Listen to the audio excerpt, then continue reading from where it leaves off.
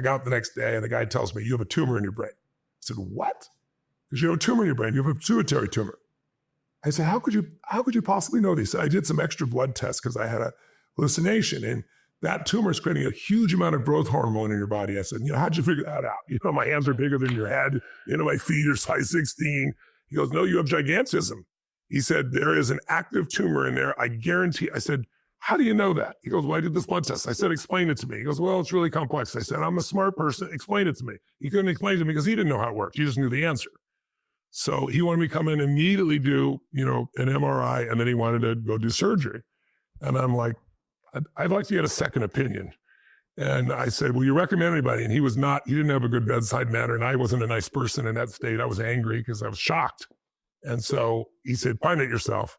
So long story shortened, I went to Sloan Kettering, and I found this doctor, and sure enough, I had a tumor in there, and it actually caused this massive growth spurt, 10 inches in a year, but then it infarcted, which means it swallowed up a good portion of itself.